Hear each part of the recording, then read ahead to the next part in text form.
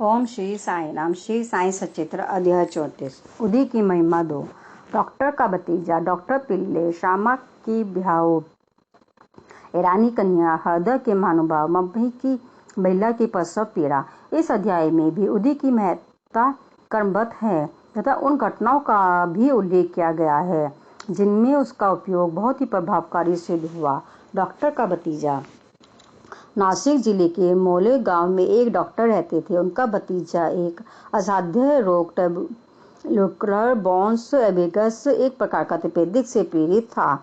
उन्होंने तथा उनके सभी डॉक्टर मित्रों ने समस्त उपचार किए, यहाँ तक कि उसकी शल्य चिकित्सा भी कराई, फिर भी बालक को कोई लाभ न हुआ। उसके कष्टों का परावर न था। मित्र और संबंधियों ने बालक के माता पिता को दैविक उपचार करने का परामर्श देकर श्री साईं बाबा की शरण में जाने को कहा, जो अपनी दृष्टि मात्र से ही असाध्य रोग को साध्य करने के लिए प्रसिद्ध है। अतः माता पिता बालक को साथ लेकर शिरडी आए। उन्होंने बाबा को साष्टांग प्रणाम कर श्री चरणों में बालक को डाल दिया और बड़ी नम्रता और आदरपूर्वक विनती की, प्रभु हम लोगों पर दया करो, आपका संकट मोचन नाम सुनकर ही हम लोग यहाँ आए हैं, दया कर इस बालक की रक्षा कीजिए प्रभु, हमें तो केवल आपका ही भरोसा है। प्रार्थना सुनकर बाबा को दया आ गई और उन्होंने सांत्वना देकर कहा कि जो इस मस्जिद की सीढ़ी चढ़ता है उसे जीवन पर्यंत कोई दुख नहीं होता, चिंता न करो, यह उधीले उस रोग ग्रसित स्थान पर लगाओ, ईश्वर पर विश्वास रखो, वह सप्ताह के अंत में ही पूर्ण स्वस्थ हो जाएगा। ये मस्जिद नहीं, यह तो द्वारकावती है और जो इसकी सीढ़ी चढ़ेगा उसे स्वास्थ्य और सुख की प्राप्ति होगी तथा उसके कष्टों का अंत हो जाएगा। बालक को बाबा के सामने बैठाया गया। वे उस रोगग्रस्त स्थान पर अपना हाथ फेरते हुए दयापूर्ण दृष्टि से बालक की ओर निहारने लगे। रोगी अब प्रसन्न रहने लगा और उदी के लेप से बालक थोड़े समय में ही स्वस्थ हो गया। माता पिता अपने को बाबा का ऋणी और कृतज्ञ मानकर बालक को लेकर शिरडी से चले गए। यह लीला देखकर बालक के काका जो डॉक्टर थे मान आश्चर्य हुआ तथा उन्हें भी बाबा के दर्शनों की तीव्र उत्कंठा हुई। इसी समय जब वे कार्यवश बम्बई जा रहे थे तो तभी मोले गांव और मनमाड के निकट किसी ने बाबा के विरुद्ध उनके कान भर दिए। इस कारण वे शिरडी जाने का विचार त्याग कर सीधे बम्बई चले गए। वे अपनी शेष छुट्टी अलीबाग में व्यतीत करना चाहते थे, परंतु बम्बई में उन्हें लगातार 3 रात्रियों तक एक ही ध्वनि सुनाई पड़ी कि क्या अब भी तुम मुझ पर अविश्वास कर रहे हो। तब डॉक्टर ने अपने विचार परिवर्तित कर शिरडी को प्रस्थान करने का निश्चय किया। बम्बई में उनके एक रोगी को सांसर्गिक ज्वर आ रहा था, जिसका तापक्रम कम होने का कोई चिन्ह दिखाई न देने के कारण उन्हें ऐसा लग रहा था कि कहीं शिरडी की यात्रा स्थगित न करनी पड़े। उन्होंने अपने मन ही मन एक परीक्षा करने का विचार किया कि यदि रोगी आज अच्छा हो जाए तो कल ही मैं शिरडी के लिए प्रस्थान कर दूंगा। आश्चर्य है कि जिस समय उन्होंने यह निश्चय किया, ठीक उसी समय से ज्वर में उतार होने लगा और ताप क्रमशः साधारण स्थिति में पहुंच गया। तब वे अपने निश्चय अनुसार शिरडी पहुंचे और बाबा का दर्शन करके उन्हें प्रणाम किया। बाबा ने उन्हें कुछ ऐसे अनुभव दिए कि वे श्रद्धा के लिए उनके भक्त हो गए। डॉक्टर वहां 4 दिन ठहरे और उदी तथा आशीर्वाद प्राप्त कर घर वापस आ गए। एक पखवाड़े में ही पदोन्नति पाकर उनका स्थानांतरण बीजापुर को हो गया। भतीजे की रोग मुक्ता ने उन्हें बाबा के दर्शनों का सौभाग्य दिया तथा शिरडी की यात्रा ने उनकी श्री साईं चरणों में प्रगाढ़ प्रीति उत्पन्न कर दी। डॉक्टर पिल्ले बाबा के एक निष्ठ भक्त थे। इसी कारण वे उन पर अधिक स्नेह रखते थे और उन्हें सदा भाव कहकर पुकारते तथा हर समय उनसे वार्तालाप करके प्रत्येक विषय में परामर्श भी लिया करते थे। उनकी सदैव यही इच्छा रहती थी कि बाबा के समीप ही बने रहे। एक बार डॉक्टर पिल्ले को नासुर हो गया। वे काका साहब दीक्षित से बोले कि मुझे असहनीय पीड़ा हो रही है और मैं अब इस जीवन से मृत्यु को अधिक श्रेष्ठ समझता हूँ।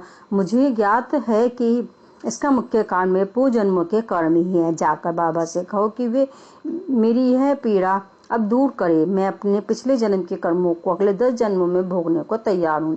तब काका दीक्षित ने बाबा के पास जाकर उनकी प्रार्थना सुनाई। साईं तो दया के अवतार है, वे अपने भक्तों को के कष्ट कैसे देख सकते थे।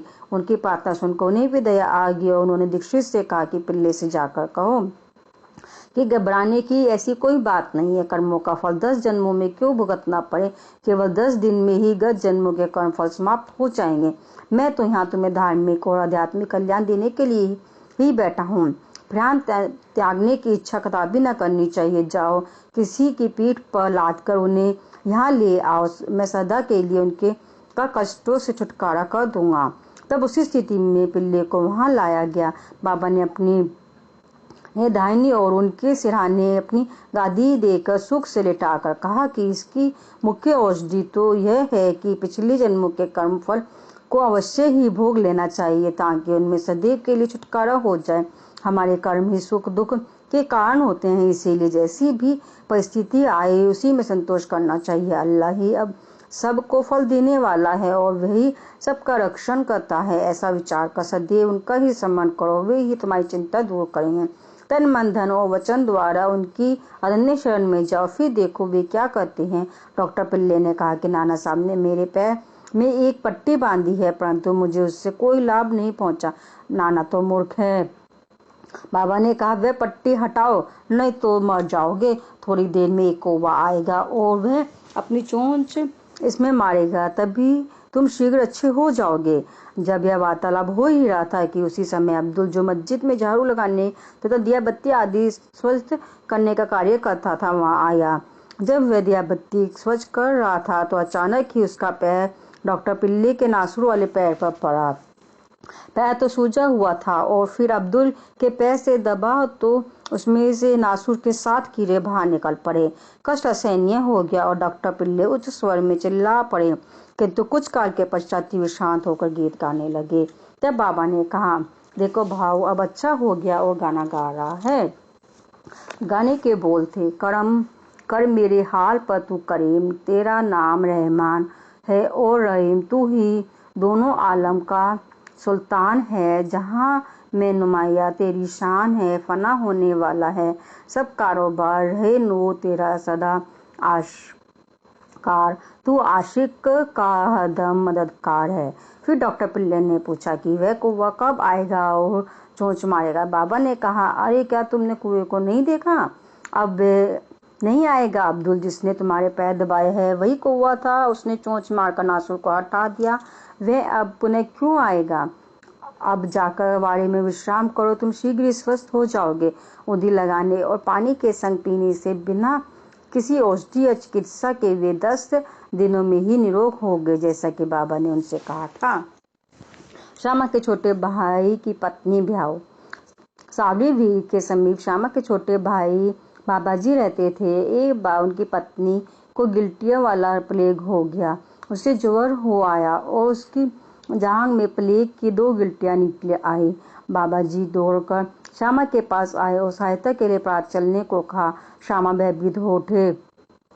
उन्होंने सदैव की भांति बाबा के पास जाकर उन्हें नमस्कार किया और सहायता के लिए उनसे प्रार्थना की तथा भ्राता के घर प्रस्थान करने की अनुमति मांगी। बाबा ने कहा कि इतनी रात्रि व्यतीत हो चुकी है, अब इस समय तुम कहाँ जाओगे? केवल उदी ही भेज दो। ज्वर और गिल्टी की चिंता क्यों करते हो? भगवान तो अपने पिता और स्वामी हैं, वे शीघ्र स्वस्थ हो जाएंगी। अभी मत जाओ, प्रातःकाल जाना और शीघ्र ही लौट आना। श्यामा को तो उस अमृत संजीवनी उदी पर पूर्ण विश्वास था। उसे ले जाकर उसके भ्राता ने थोड़ी सी गिल्टी और माथे पर लगाई और कुछ जल में घोलकर रोगी को पिला दी। जैसे ही उसका सेवन किया गया, वैसे ही पसीना वेग से प्रभावित होने लगा, ज्वर मंद पड़ गया और रोगी प्रगाढ़ निद्रा में निमग्न हो गया।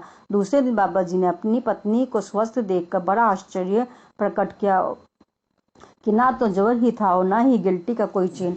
दूसरे दिन जब श्यामा बाबा के अनुज्ञा प्राप्त कर वहां पहुंचे तो अपनी भाभी की स्त्री को चाय बनाते देखकर उन्हें बड़ा ही आश्चर्य हुआ। अपने भाई से पूछताछ करने पर उन्हें पता चला कि बाबा की उतरी ने एक ही रात्रि में ही रोग को समूल नष्ट कर दिया है।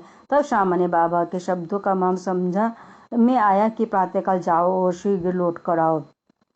चाय पीकर श्यामा लौट आया और बाबा को प्रणाम करने के पश्चात कहने लगा कि देखो, ये तुम्हारा क्या नाटक है? पहले बवंडर उठाकर हमें अशांत कर देते हो, फिर हमारा शीघ्र सहायता कर सब ठीक ठाक कर देते हो। बाबा ने उत्तर दिया कि तुम्हें ज्ञात होगा कि कर्म पद अति महत्वपूर्ण है। यदि मैं कुछ भी नहीं करता फिर भी लोग मुझे ही कर्मों के लिए दोषी ठहराते हैं। मैं तो एक दर्शक मात्र ही हूँ। केवल ईश्वर ही एक सत्ताधारी और प्रेरणा देने वाला है, वे ही परम दयालु है। मैं ना तो ईश्वर हूँ और ना ही मालिक, केवल उनका एक आज्ञाकारी सेवक ही हूँ और सदैव उनका सम्मान क्या करता हूँ। जो निराभिमान होकर अपने को कृतज्ञ समझकर उन पर पूर्ण विश्वास करेगा, उसके कष्ट दूर हो जाएंगे और उसे मुक्ति की प्राप्ति होगी। ईरानी कन्या। अब एक ईरानी भद्र पुरुष का अनुभव पढ़िए। उनकी छोटी कन्या घंटे घंटे भर मूर्छित हो जाया करती थी। जब दौरा पड़ता तब उसमें बोलने की भी शक्ति शेष न रह जाती थी। उसके दांत बैठ जाते थे, उसके हाथ पैर ऐंठ जाते और वह बेहोश होकर भूमि पर गिर पड़ती थी।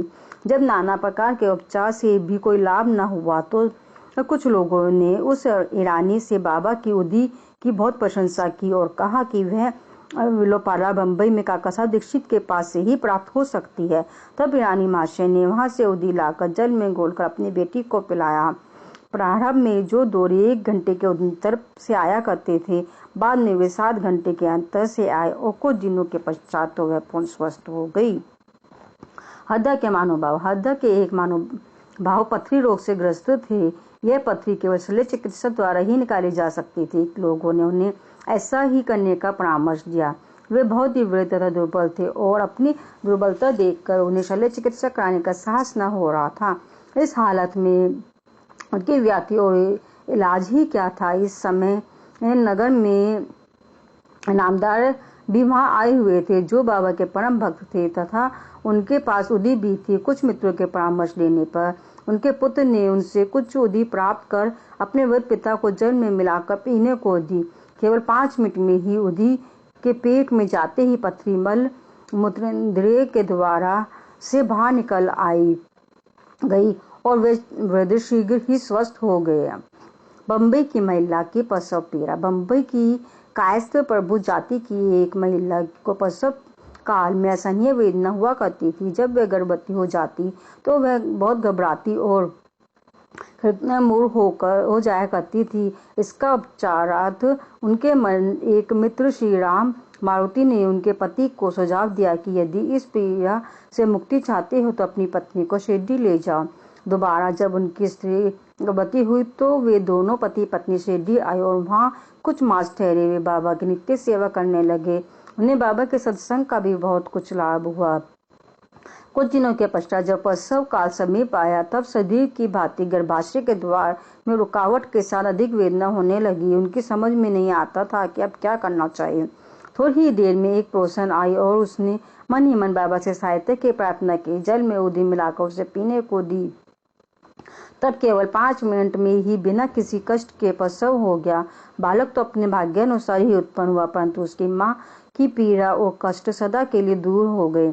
वे अपने को बाबा का बड़ा कृतज्ञ समझने लगे और जीवन पर्यंत उनके आभारी बने रहे। श्री सद्गुरु साईनाथ परमस्तु। शुभम भवन्तु। ओम श्री साईं।